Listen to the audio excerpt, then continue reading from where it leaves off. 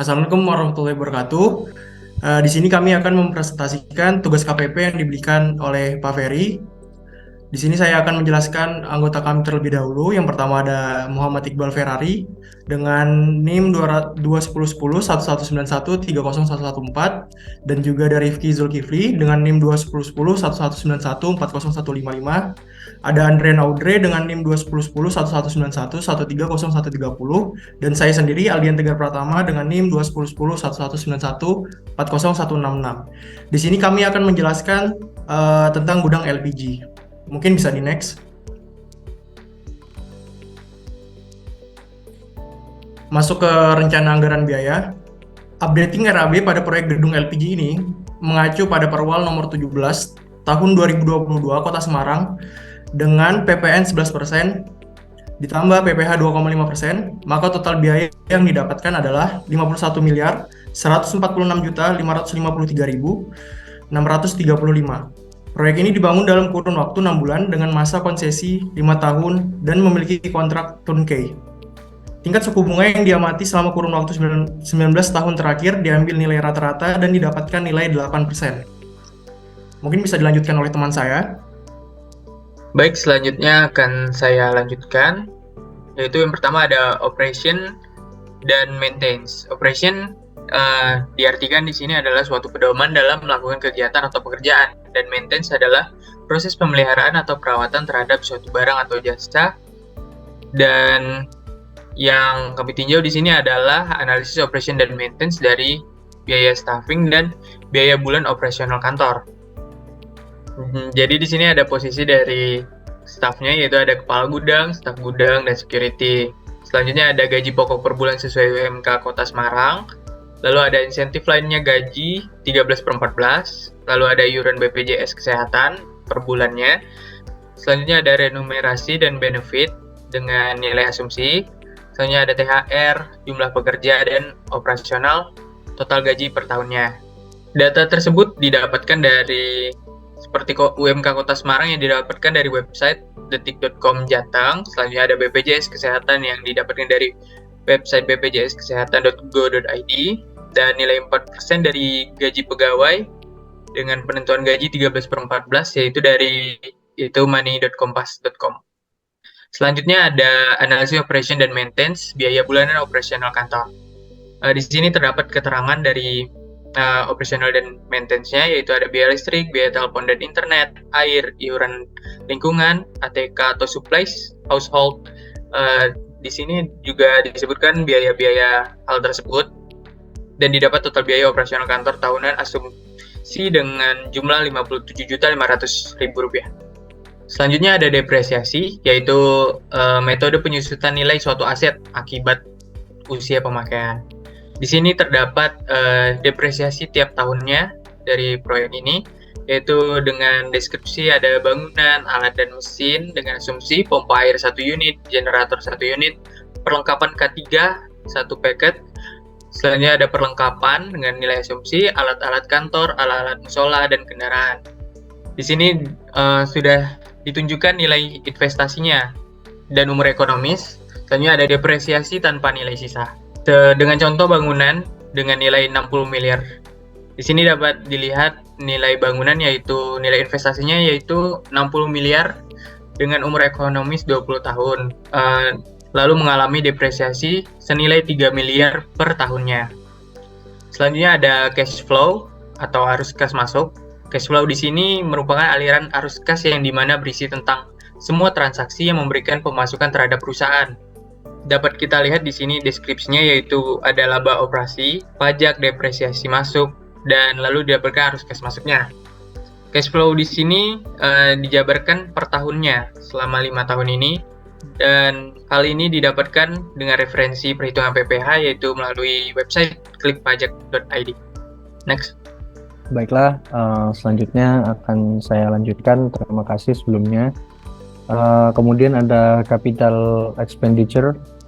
Capital expenditure merupakan alokasi uang yang direncanakan untuk memperoleh aset tetap yang memiliki masa manfaat ekonomi lebih dari 1 periode akuntansi. Untuk proyek ini sendiri memiliki capital expenditure sebagai berikut. Jadi ada 6 item investment. Pertama ada warehouse investment, kemudian kedua ada operational cost per tahun dengan biaya staffing dan operational kantor yang sudah dijelaskan sebelumnya dengan growth factor 8%.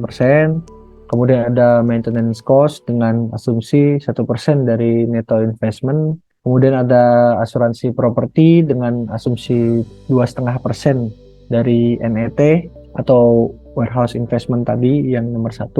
Kemudian ada izin mendirikan bangunan dengan nilai perkiraan 20.000 per meter persegi. Kemudian ada izin-izin lainnya dengan asumsi 15% izin mendirikan bangunan.